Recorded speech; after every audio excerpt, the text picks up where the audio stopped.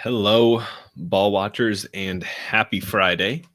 Just Jake here on the pod for today, and a little bit of a different flavor we have going for us here. So, you guys know us. We love to cover St. Louis City SC, very well and dear to our hearts, but we also love to cover the U.S. men's national team, repping the colors today, the red, white, and blue. And we cover them pretty extensively in the World Cup, and we committed to doing so wherever we can and wherever we can find time to cover some of the bigger moments for U.S. men's national team. I think a lot of us St. Louis City fans probably have some level of tie to the national team and wanting to support them and hope and dream of a World Cup here eventually coming to the United States. And we'd be remiss if we did not talk about what's going on right now. And today's agenda for you all is going to be kind of focused on three things. The first being, and what's largely being overshadowed, the US's 3-0 demolition of Mexico last night in the Nations League semifinal. We're going to get into Berhalter, I promise you all, and his rehiring, which has just a few moments ago been confirmed by US Soccer. So it is happening. It's imminent. And then we are going to talk about a little bit of a preview ahead of the CONCACAF Nations League Final, which is going to feature the boys in red, white, and blue against our neighbors to the north in Canada. So going to be an exciting one on Sunday. So that's the agenda that we have for you all today. And of course, I just planned on starting this, and all of a sudden, this news broke that Gregg was confirmed by U.S. Soccer.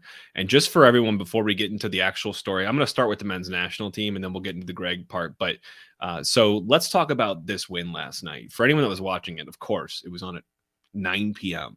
Central Time. It was being played in Vegas at Allegiant Stadium, the new Death Star, if anyone's seen it in Vegas. And it was a fun one, man. If for anyone that went to bed or decided to sit this one out, you missed it. And I hope you can rewatch it. And I think it might be permanent rewatching, because I want to keep watching this game over and over. It hit everything. It was basically a 90-plus minute ad for the game of soccer in the United States and this rivalry between the U.S. and Mexico, which is, I think, one of the biggest rivalries in soccer in the globe. And I'm a little bit biased in saying that, but show me ones that mean more on the international stage. So I want to clarify that. But let's get into it. For anyone that didn't catch it, or for those that did, a couple big moments I want to highlight. And the first being Christian Pulisic. Christian Pulisic scored our first goal, which came in the 37th minute. I think it was pretty much a good back and forth game up until that point, especially in the first 10, 15 minutes. I think we had some good moments. I think they had some decent moments. Nothing that was crazy good chances until Pulisic basically dribbled the entire team down the left side of the field and just blazed one over the bar, which would have been one of the best goals scored in men's national team history that I can remember. And he was very bummed about it. But he did respond in the 37th minute. It was kind of a scrappy, ping pong ball bouncing around in the box. And Christian's right place, right time, takes his man on, slots it by Ochoa, the oncoming keeper. It was a great goal, a great way to get up before halftime and really put a knife into the heart of Mexico. They could not make it into that half soon enough. And then halftime comes and the news all breaks around Berhalter. Everyone's talking about it. I promise you we're going to get to it. But everyone's distracted. Meanwhile, the U.S. gets back out on the field a couple minutes early. Mexico's nowhere to be seen. People were thinking they'd make some changes. Things weren't working with them. And immediately, once they do get to the field, 1 minute later, in the 46th minute, we have an opportunity where McKennie, the ball is won back in our kind of corner of the defensive half, and McKennie gets on the ball and springs a beautiful through ball to Timothy Weah, who brings that verticality, and he's running that channel, totally blazes by his man. And Christian Pulisic, seeing what's arising, is darting towards the opponent goal in Mexico and is making a great run in. And Weah sees that, identifies him, plays a lovely square crossing ball to Pulisic, who slides and puts the finish in. 2-0 US, 2-0. And things are looking good. Things are looking fun. Everyone's having a blast. And it's starting to become a little bit of a powder keg, because in the 71st minute, we see dual red cards, and one for them, one for us. It was a awful situation for Mexico. What they did, basically, Balogun, who's making his debut for the national team here, he has just chosen the U.S. men's national team, and we have him slotted right in at forward in a semifinal of a Nations League tournament against Mexico, our bitter rivals. So welcome to the U.S. Flo, and we're happy to have you. Anyway, he beats his man, gets in behind, and he's being chased down, and I forgot, I think it was Montes from Mexico, basically just takes a full swing at his back leg as he's dribbling. Such a dirty, dirty, cheap play. One that could have really injured him given the force it was put on. Obviously, our guys took exception to it. McKennie gets into the middle of it like he does everything. That's why we love him. And gets into a shoving match. A lot of shoves going back and forth. That guy was shown immediate red. And then McKennie, in the midst of it all, I think went to kind of push or create some distance between himself and some of the Mexican team. He was basically in their bench, surrounded by 7-8 players, and his hands got up a little bit high around the neck area, the throat area, which is never good unless you're Mexico, and you get away with that a lot on McKennie, which has happened 2 or 3 times at least of my recent memory. And he was given a red as well. His jersey, they were wearing this one, I believe, was torn entirely. And he's walking over to the bench to get a new one because he doesn't know that he's got a red card yet. And he's taking the badge and just kissing it in front of all the fans there, which was definitely a pro-Mexico crowd. You love to see it. Beers are raining down on him. Meanwhile, the boys are up 2-0. We didn't know at the time, but we just got a red card. They just got a red card. It's starting to become a little bit chippy, crazy, crazy game, which is what you expect from this rivalry match. And we get into, that was in the 71st minute. And then Balogun gets taken off shortly after that, and Ricardo Pappy comes on. Peppy train. People forget he was left out of the Qatar World Cup. A lot of controversy there, given I think he was probably our best striker prospect going into it. And he comes on and basically scores almost right away. Serginho Dest, our right back, torched the entire right side of the field for Mexico, beat 3-4 guys, twinkle toes. This guy is so technically sound. One of those guys that we don't have many of that in our player pool, and plays a great pass into Pepe, who's holding his run up just enough to get in behind. He rounds Memo Ochoa, the goalkeeper from Mexico, and just slots it in coolly. He was called offsides by the linesman, who must have been looking at something else at the time because he was well onside, and they ruled that, reversed it, and gave us the goal. We're up 3-0 now. That's in the 78th minute. Obviously, things are starting to reach a tipping point, a boiling point for Mexico and Mexican fans. In the 85th minute, there's a little bit of an exchange where Dest keeps the ball in the opponent's corner, and he gets the ball kicked out off of him with a little bit of aggressive force. There's some shoving that ensues. Hands get up high once again, and both he and the opponent that were having this little shoving match, while beers are raining down on them, and a lot more than we've seen so far in the game, both get red cards again. It's gotten to the point of this referee has lost total control, and for some reason, this idiot, after that red card in the 85th minute, wants to tack on 12 minutes of stoppage time after the game to make sure this all gets seen out. While that all ensues, Mexican fans have obviously lost it.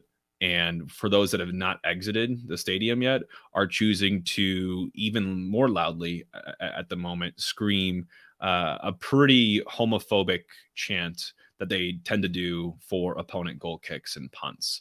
And I'll get to that in a second here. So on the night, factually, just totally factually speaking, a resounding win for the United States, one that sees them cement this unbeaten streak against Mexico, and one that sees the both rising and just realization that we have this young, dynamic group of players and some core players that are ballers and ready to take the next step. So for me, BJ Callahan, our interim coach, moves to 1-0. A nice 3-0 resounding victory. The players all liked him. He's been around the longest with the national team continuously. So glad to see him get his first W as an interim manager. Glad to see Balogun get his debut. Wasn't the best performance from him, but I will say I think just his presence, his being there, creates more space and less attention on guys like Pulisic, guys like Timothy Weah, to be able to get in behind and not be as paid attention to, because you have to watch a guy like Balogun. He netted 21 goals just this past season in France, which is no joke. So I love that he's occupying that space. Even if he's not playing his best game, you have to take him seriously, and therefore you can't just put two guys on a guy like Christian Pulisic. So I think he did his job there. I do want to see him get more involved dynamically moving forward, and hopefully Sunday's that day. I love seeing Ricardo Pappy come on. We got a little fire under his butt to prove himself and to challenge Balogun. You know, it's not just going to hand him that spot if Pepe's playing better and producing. So he gets his goal, which was phenomenal. Timo Weah was lighting it up down the right flank. Gio Reyna playing at the tip of our midfield three with a missing Tyler Adams was interesting to watch. I love the blonde hair. Gio showing no signs, but less signs of that, not childish, but some of the animated behavior we saw him with, the throwing the hands up and the stuff that we saw in Qatar. And before that, we saw a prime Pulisic who is ready for this next summer move to get the hell out of Chelsea, who've totally mismanaged him, and he's fallen down the pecking order there. He now owns Mexico officially, tied for the most goals in competitive matches for any U.S. men's national team player, and the first brace, 2 goals, since Bradley did it in 2009. So he is cementing his legacy here. And otherwise, that referee, I think he was El Salvadorian, should never ref again. What a brutal, brutal job. The guy couldn't manage anything. It got totally out of hand to the point where you had to dish out 4 red cards. I don't even know how many yellows flew in this match, but a ton of them, especially towards the end. It was disgusting. And also what was disgusting is the Mexican fans with the homophobic chants. Puto, I believe, is the chant they throw around, which is apparently a very, very, very awful chant that is kind of derogatory towards our gay people. So, I mean, what world is that okay to just be homophobic like that? And it's such a aggressive manner in the game of soccer that it has no space to be there. So the fact that they keep doing that and throwing all that crap on the pitch too, it's just even off the field, the fans just look bad. Mexico, pretty rough in shambles, both on the field and off the field, is my reflection on that. They haven't now beaten us since 2019. They're going down on and off the field, like I mentioned. And what does this mean moving forward for that? And I'm about to get into Gregg here. So for everyone in here, while you're here, throw me a like. Go down that little button, that little thumbs up. Throw me a like. Throw us a subscribe. We're going to do more stuff like this in the future. You'll be first to know. So make sure if you're on YouTube and tuning in right now, you give us some love. We appreciate it. But finally, what does this mean for us moving forward before we get into Gregg and some listener questions is I think we're taking applications for a new rival. Mexico is not going to be back anytime soon. And I'm not going to say that they're never going to beat us in the near-term future. They might, and they might give us a couple games here and there. But things don't look good for them. They've got a lot of hell to go through to get back to where they've been before. And I just don't see it happening. Their pipeline, their player pool is gone. It's ravaged. They didn't qualify for the 24 Olympics. They didn't qualify for the U20 World Cup. It's not like these guys are waiting in the wings and going to repopulate their national team. It doesn't look good for them. I got some questions from some listeners on this game, and one of them was from Ryan on Twitter. So thank you, Ryan, for submitting this. And do you guys feel like the timing of the announcement of Berhalter during this game, the very beginning, was a mistake by the USSF, U.S. Soccer Federation? We played 90 great minutes against our biggest rival, and all anyone really could talk about was Berhalter after the game. We should have celebrated it, but it was pushed aside. 100% agree with that. I think it was genius by the U.S. Soccer Federation to bury it within this. Now, if things would have gone really south during this game, not as genius. But the way the game panned out with the news of Berhalter being so inflammatory, I think it was very on purpose by the U.S. Soccer Federation, and I think it worked out in their favor. And then finally, from Brandon on Twitter, thanks for submitting, Brandon. Question here: being 3 years away from World Cup, who would you expect to see play a big role in this team outside of the guys from last night? First, quick note, I did the math. Average age of our starting 11 last night, 23.1. That's ridiculous. We were the 3rd youngest team in the World Cup that just got played. And last night, guys like Christian Pulisic are the oldest guys out there. I mean, Matt Turner is the oldest guy out there, but Christian Pulisic being 24 is one of the elder players on that starting 11, which is mind-boggling to me. And I honestly, I see some guys even on our bench. You know, you think of a guy like maybe Taylor Booth, or you think like Zendejas, who just committed to the U.S. men's national team. You could see maybe Pepe or Brendan Aronson make more of a staple and get their names cemented in the team sheet. Honestly, I think that 11 that we saw last night, barring maybe the inclusion of Adams, because he is the most important one, probably one of our most important midfielders, and I think he would slot right back in maybe in place of Reyna. And we change our system a little bit with the MMA midfield. I think this is pretty much our starting 11, because you think about it, when I say that age point, the prime for soccer players is like what, 26, 27, 28, 29. Though the late 20s is big for their athletic peak and their technical peak to hit at the same time. And a lot of these players are going to be in that or right below that when 2026 comes. So the fact that this team was so young at the World Cup was great. We got them some good learning experience, but I do think we'll be a little bit on the elder side come the next World Cup, because everyone's going to be hitting their prime at the same time, which is just salivating. I cannot wait to see that on the field. Finally, we are at the Berhalter part of this segment. So I know that's why a lot of you all came here. Got some comments coming in that unbelievable from Kevin that Gregg is returning. It's shambolic of U.S. soccer. Another comment from Kevin: the game got out of hand when the ref didn't send off Antuna for jumping into Reyna and shouldered him in the face. Totally agree, Kevin. Another Gregg comment from AC: why Gregg? Is there any explanation that justifies bringing him back? We look so bad. So let me give you a couple elements of why I think Berhalter is here. So let's just be factual. Let's be objective in the very beginning.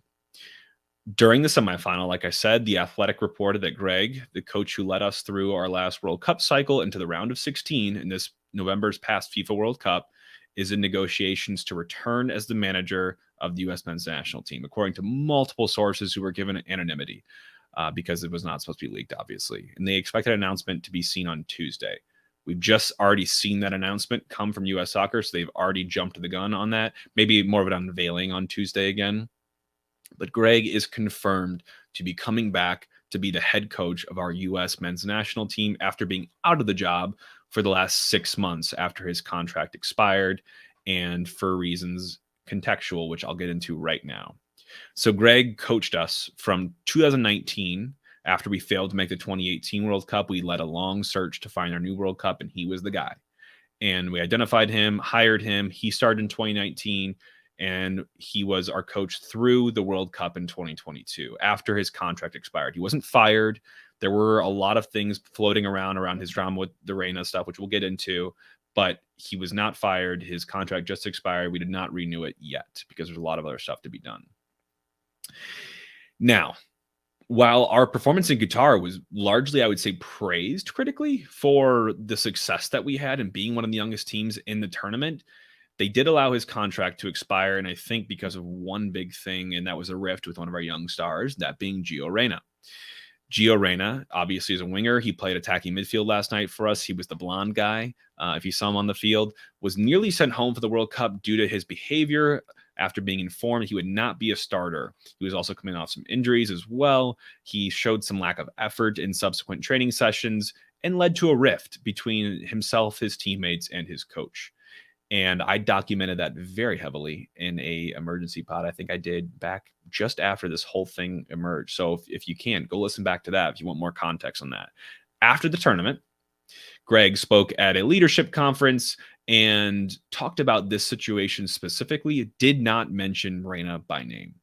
Obviously, you put 2 and 2 together, and people were able to connect the dots. The vow of secrecy and anonymity was broken that was at this leadership conference, and The Athletic did report that Reyna was the player that Berhalter spoke about.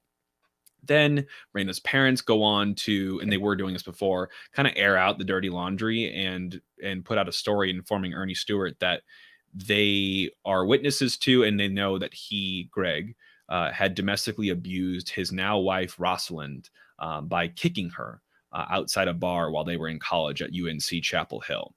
So whole investigation ensues. Everyone's like, how could he? Everyone's also mad at the Reynas, like, how childish could they be and petulant to raise these types of issues? It's kind of like the mom soccer dads getting way too involved in their child's career here. I mean, Gio is just now 20, so definitely overbearing and trying to protect him, but it went over the line. And I think there was fault on both sides. Gregg shouldn't have aired that out. And I do not think the Reyna's behavior is at all justified in how they handle this either. So it has ramifications. Big investigation gets launched. Ultimately, no fault is found. Everything that they said was true, and it was confirmed. Gregg came out and confirmed it. But he's grown. They've built a family together now, the Berhalter family, and everything is all good. And the Reynas have kind of disappeared from the limelight. Claudio is not with Austin anymore. I think he stepped down from his role as sporting director, and things don't look good for them. But Gio, for all intents and purposes, had a decent season at Dortmund. Didn't get probably much playing time as he'd have liked to, but he was a super sub at times. And mentally, it looked like he was coming back from that. You cannot fault a kid for the mistakes of their parents. So I'm totally on Gio's comeback train here. I think last night was a good step in the positive direction. Here's my issues with the Berhalter rehiring. One, I think he was outcoached at the World Cup, specifically in our last game. I think he also had some great coaching moments at the World Cup, specifically looking at the England game. But when you get deeper into the tournament, it really kind of separates the good from the great. And I think in the round of 16, when we ran up against Netherlands, Louis van Gaal, their coach, made some tactical adjustments before and during the game that really disorganized us as a group and ultimately negated our offense, which had been pretty dangerous in terms of chance creation throughout the tournament. Can he really elevate us to the next level? That's one of my worries in terms of coaching, because the goal is different now. As a coach, his job was to bring us back to the World Cup. We failed to qualify in 2018. Bring us back, and Project Youth, let's keep that going. Let's blood some new guys. Let's get them gelling, get the chemistry, build a good culture, and build a good, attractive, good style of play that'll be successful in international football or international soccer. I think that job was accomplished. Now it's different. Now it's take all of that stuff I just said, improve on it, and make us not a contender, but someone that's going to be dangerous and can make some waves at the World Cup. That could potentially get into a quarterfinal, get into a semifinal, especially at home in 2026 with this coming. So that's kind of my issue in terms of coaching. I see a comment here from Kevin. Thanks for commenting, Kevin. Both Hudson and Callaghan, both our interim managers, have teams that have looked better than we did under Gregg. I can't disagree with you. I think Gregg's lineup selection sometimes is a little bit faulty. Personally, and I do think they've done well to keep it consistent and put our best 11 out there when we can. And Gregg's system will never bring us to the next level. Something else Kevin put in here. Yeah, we'll see. And I think that gets a little bit what I was talking about. I think he's being asked a totally different goal now. And even in the announcement US Soccer just made, he's not going to be the coach for this Nations League final on Sunday, and he's not going to be the coach for the Gold Cup, which is baffling to me that we wouldn't be doing that. But the reason that Matt Crocker, our new sporting director, cites is that they're going to focus on some bigger picture stuff while we're at the Gold Cup, and they trust BJ to do well with the team that is going to the Gold Cup. So they're going to lay that foundation, look a little more into the vision, a little more into the future, and make sure that we're in the right direction moving forward between Matt Crocker and Gregg Berhalter going into that. But he will not be part of the Gold Cup team, which is still just shocking to me. Other things, my issues with this: wasted time. Why? We're 6 months. It's now June 16th. You formally announced this. Did it really need to go that long if we were really going to go back to it? Again, going back to what US Soccer just released, it sounded like Crocker had this whole process outlining the ideal competencies for what makes a good head coach. And those are things like building lasting relationships with staff and players, planning and effectively driving a vision-led identity, pushing innovation and boundaries, being a good decision maker.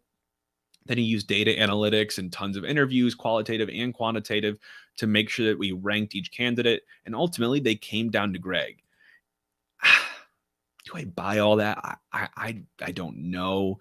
It just feels like, why did we need to take this long? Once that investigation about the assault was done, it feels like we just wasted time between then and now, when Gregg could have been here already paving the way, doing that North Star and vision stuff for not only all the games that we've had between now and then, but for Nations League, for Gold Cup, for Copa America, which is coming to the United States next summer. And then ultimately for the World Cup as well. No, there is not enough time to plan for this stuff. And to have him lose 6 months just because of the search, with air quotes, seems sketchy to me.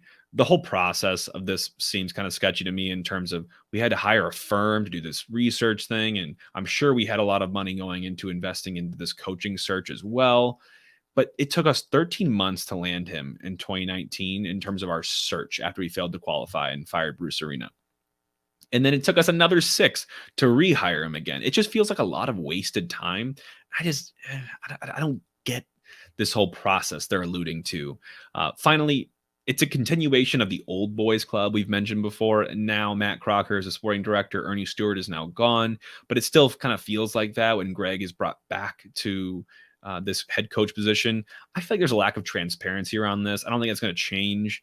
And I'm anticipating there's not going to be many details released. Like, who did we talk to? Who were the rankings? What were the rankings? Was it close? Was Gregg by far and away the best candidate with all the metrics that we chose to look at?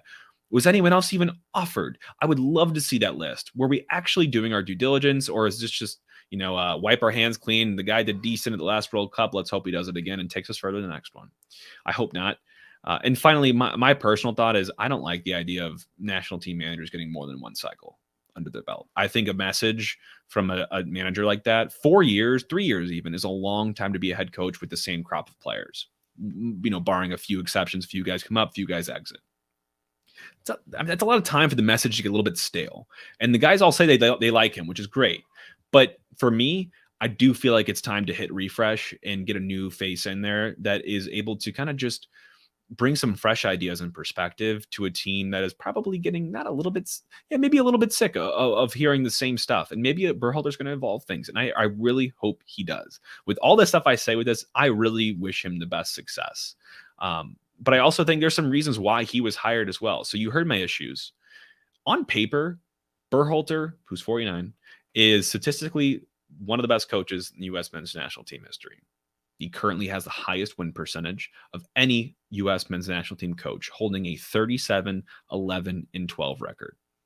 That's pretty impressive on paper. He won the Gold Cup. He won the Nations League. He dominated Mexico since 2019. He qualified us for the World Cup after we failed to in 2018. We were undefeated in our group that featured England, and we recruited multiple dual nationals that will likely make a big difference for us in the future. We played a great, attractive style brand of soccer in the World Cup and ultimately ranked 8th in the field in Qatar in terms of field tilt. And so field tilt, for anyone that doesn't know, is really just indicates one team's share of both sides' touches in the attacking third. So how much are you possessing and being dangerous in the opponent's third of the field? And we were behind teams, contenders like England, France, Argentina, but 8th. That's not bad in a field like that we saw at the World Cup, highly competitive. Ultimately, that's a good thing to have under your belt. We were efficient in our attacking movements. When we were eliminated by the Netherlands, we were one of only 3 teams in the tournament that has successfully taken a higher share of possessions into the final third with 46%. So that was impressive for us. We were good at winning the ball back after losing it in attacking positions, ranking 5th in the tournament in counter-pressing. Us City fans, we know a thing or two about that. So the World Cup was successful when you look at the metrics and you look behind the curtain for Gregg and the team. And obviously, I think this is the biggest thing for me. He earned the respect of the core group of U.S. players. Guys like Pulisic, guys like Tim Weah, guys like Anthony Robinson, all have gone on record and said how great an impact that he has had on the program and on them personally. And Tim Weah had this to say. He said, Gregg has really kept us together. We are definitely a family, and no one can take that away. Gregg has really helped us form the type of relationship with each other. So yeah, he is a huge, huge important part of this team. So hopefully he comes back. That was a week ago. Pulisic last night after the game said, if you can see, today is a testament of the work that Berhalter's put into this team. And BJ Callaghan picked it up right where he left off. And it's a testament to him and a testament to this team, the way that we just continued and put on performances like this. So if that's not enough evidence, then that's all right. People are going to hate this no matter what. Clearly, you can see the support that he has of the players. You have the support of the players in an organization that is largely not run by, but informed by player opinion and consensus. This move makes a lot of sense. And finally, my personal belief is, doesn't really matter all that much for national team managers when you have such a high quality, young and developing group of players like we have. we have at this point the most luxury that we've ever had in terms of personnel available to us. Is Gregg the guy that's innovative, going to bring all these fresh ideas and put it together the way that no one else could? I don't think so. Do I think that we need the most qualified manager ever, your likes of Pep Guardiola or, other insert other names, Jurgen Klopp's, to make sure that we tap into that potential? I don't think so either. I do think it's important, but I think we do tend to overlook that a lot of this does come down to players and performances they put in. So would we be just as upset at this if they would have announced that he was being rehired right after the World Cup? Probably not. And that's kind of barring the investigation that ended up taking place because he was successful. I still personally think that we should have gone a different direction, but what have you. So is the rumor true? We got a question from Austin on Twitter. Is this the best way forward for us? Rumor is true. It is now confirmed. Is the best way forward? Time will tell. I don't know. I can't answer that question right now. I do have faith that he will advance us, but is he going to create a pace and advance us in the way that we'd like to advance and as quickly as we'd like to advance ahead of a home World Cup in 2026? I don't know. Time will tell on that question. Who would you prefer to be hired? A question from Brandon on Twitter. Guys like Luis Enrique, Yogi Low, even from the German national team. I mentioned Pep Guardiola coming off of Champions League. That's such a pipe dream. Even a guy like Jesse Marsch, who we know was floated in and out of the conversations here, who is an American manager, knows what it's like to play American soccer, knows our brand. Those are guys that I would have thought about at least. But in terms of preferred, I had no one that I was earmarking saying that guy needs to be our next head coach. We got a final question from Double G on Twitter saying, do you think the U.S. men's national team should do a 2-year contract for the coach or see what results he gets at the Nations League and Copa America, then make a decision to extend further after? Well, we know the answer to this. The article from U.S. Soccer, when they announced his hiring, literally says Gregg Berhalter chosen to lead U.S. men's national team to 2026 Men's World Cup. So we know it's going to be at least through the World Cup. I would have loved for it to be through Copa America. That's not going to be the case. Copa wraps up next summer in 2024. Could have been a time for us to say, okay, are we in the right direction? How do we feel about that performance, given we're stacking ourselves up against teams that will be very strong coming to the World Cup in 2026? That's not going to be the case. He is going to be here through 2026, I'd say barring a meltdown that we've seen before, but not likely at this point. So that's all I've kind of got on the Gregg side of things. So before I leave off, anyone drop any last kind of questions that we have in here? For everyone in the room, thank you again for being here. Like this video, like the podcast, and definitely throw us a subscribe if you can, and follow the show. We're doing something different today with this little emergency press conference for U.S. men's national team. But there's so much news. There's so much to be excited for, so much to talk about, a lot of drama going on. But I want to leave you all on a positive here, and that is that we are taking on Canada in the CONCACAF Nations League Final on Sunday at 7:30 Central Time on Paramount Plus. For anyone that has that, I would definitely recommend you get it for this one. It's going to be a good game. Looking at our head-to-head record, Canada has 2 wins, there's 3 draws, and we have 4 wins. If you look at recent history, starting in 2019, they beat us in Nations League, and then we beat them in the Nations League, and then we beat them in the Gold Cup with obviously a very rotated different roster. And then when we had World Cup qualifying for the Qatar World Cup, we tied in Canada and they beat us on our home soil here. So we have not had the best track record of recently against Canada, and they're on the come up. They are my pick for our newest rival, given Mexico's just capitulation. 2 guys stick out to me from Canada: Jonathan David, their striker, and Alphonso Davies, their left back. We've already talked about him recently in the Vancouver preview since he was developed there. They were able to defeat Panama in the semifinal that they just played in Vegas as well on Thursday. And in a 2-0 W, we had goals from Jonathan David and Alphonso Davies. Davies last played for Bayern Munich on April 22nd, but has since been sidelined with a muscle injury. He only got 30 minutes last night for Canada. I think they're trying to load balance him to be able to start him in the match against us. So I expect to see him tearing up and down the left side of the field, giving right back, probably Joe Scally, a hell of a time on Sunday. So I'm looking forward to that.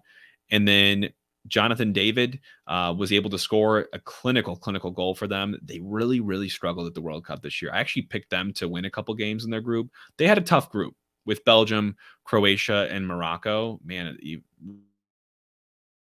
but they were not able to win any or draw any of those games. So clinical finishes were a tough thing they were not having during that tournament, and they were practicing a lot, it sounds like. And it looks like David was able to put one past the Panama goalkeeper last night, and Alphonso Davies put in some insurance later on in the game. They have not hoisted or been even to a professional tournament finals since the 2000 Gold Cup. So this would mean a lot to them. They're eyeing their first titles since that 2000 Gold Cup. So it's been 23 years, and they're looking to kind of move on from the World Cup disaster that was for them. They were awful, like I said, at finishing. They finished last in their group. And meanwhile, we are the defending champions of the Nations League, and we're hoping to regain momentum following a good World Cup and hopefully a good Nations League final victory, and heading into the Gold Cup where we can get some guys that are kind of fringe guys some time to build camaraderie and build chemistry, and hopefully get a look with the full men's national team. But we have not beaten Canada since 2021. So we're going to have to exercise some demons here and get past them without some key personnel.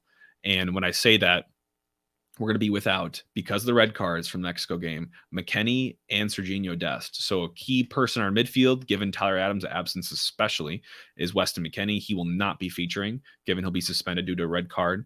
And Serginho Dest, our right back, who can flood up and down the right side of the flank, is also going to be unavailable due to suspension because of his red card. So we're likely to see, I would say, Joe Scally and Serginho Dest position playing right back. And we're likely to see Luca De La Torre probably enter our midfield in place of Weston McKennie, which gives us something different. He's gotten some good minutes in World Cup qualifying, so I'm not overly worried about those swaps. But we're definitely losing some quality, some guys we don't want to lose and we bummed to lose. But for me, I'm excited about this game.